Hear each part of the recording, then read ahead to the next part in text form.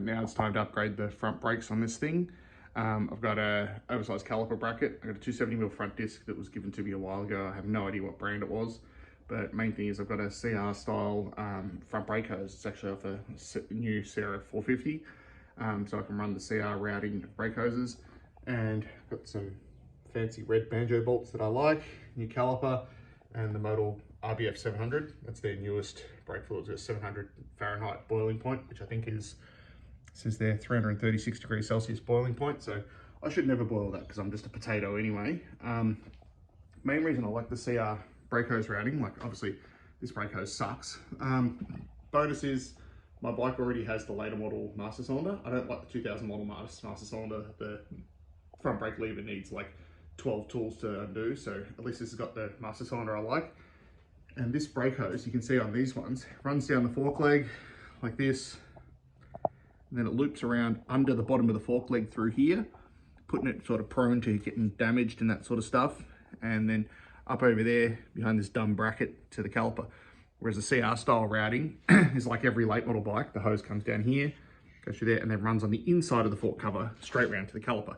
So I'm going to change it to that setup and also put the 270mm front disc on. So let's have a play.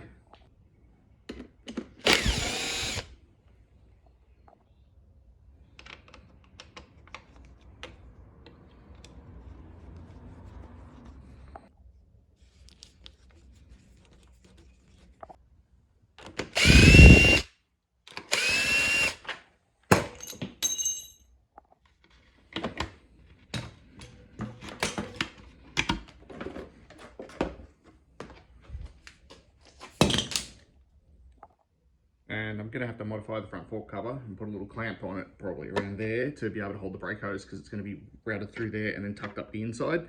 It can hold itself in place using these little clips, but there's nothing stopping the brake hose sliding up and down and end up hitting the spokes. So I'd rather put a little clamp so I can take the fork cover off too.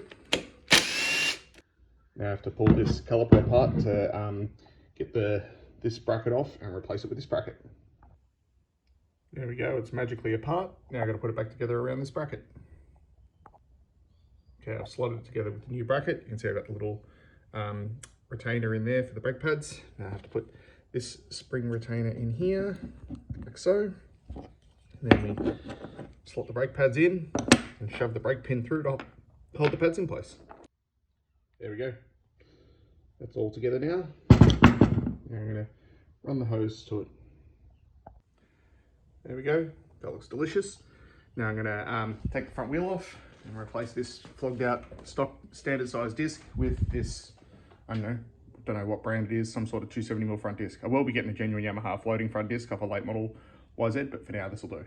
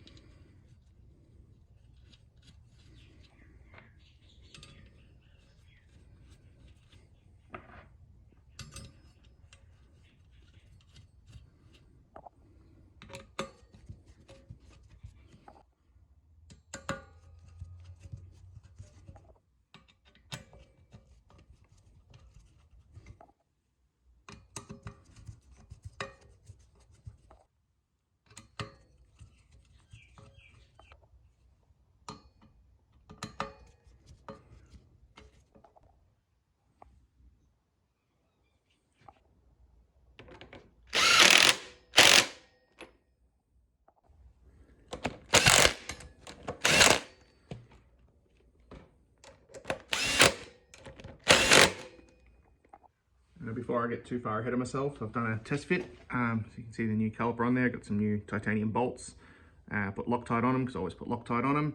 And looks like the brake hose should be routed fine. Got enough clearance around the bleed nipple to be able to bleed it.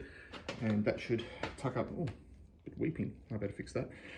Yeah, that looks like it should wrap around and clamp on the fork cover properly. That will come up here, and I'll run that to the master cylinder and bleed it up. Now that I've put the fork cover on, you can see where the brake hose is routed now. It's much nicer tucked up the inside, but you can see how that's under a fair bit of tension there, and that can still move in and out, which if that moves in and out, that could be likely to hit the spokes there. So I will have to clamp it, but I've got a clamp on its way. So in the meantime, I'll at least get the brakes on and bleed up. I'm actually not the biggest fan of the way this hose sits because it's got that little kink in the union there. I'd rather it sit flush behind there. So if I can, I might check out the Galfa version. This is just a stock CRF one. I might check out the Galfa version, see if it's a bit flatter and tucks in behind there. And also it sort of sits out a bit funny from the master cylinder there. I did try rotating it around to see if it sat flatter, but because that angle there is too much, it pushes too hard against the caliper and doesn't get a good sealing surface. And there's no way I'm going to try and reshape that. So I'll bolt it up for now and bleed it up, but we'll see how we go. Now with new calipers or lines, I always prefer to reverse bleed them. So you use a syringe and actually pump brake fluid in from the bottom. So all I'm going to do is I'm going to crack this bleed nut here. Be a bit hard to do while filming, so I don't have three hands. So I'll crack that bleed nut, then I'll syringe the fluid in until it starts coming out through the master cylinder. You can see I put a cloth around that because I'm sure it'll end up dripping out. So that's a good way of, with these twin piston calipers, it's a good way of getting all fluid in all through the caliper and pushed up that way. And because air rises, any air bubbles will rise up through the brake line, bubble out the top, and it'll be perfect. There we go, got my nice new brakes on. So I've got the pretty union bolt there, CR style routing. As I said, I'm not the biggest fan of the routing of this one. I think I probably will get the Galfa front brake hose. And once I do that, then I'll put the bracket there to hold it in place. So that routes down the inside, around there. It does sit out a bit goofy there, but look at the pretty red union bolt and the pretty titanium caliper mount bolts and oversized disc. Delightful.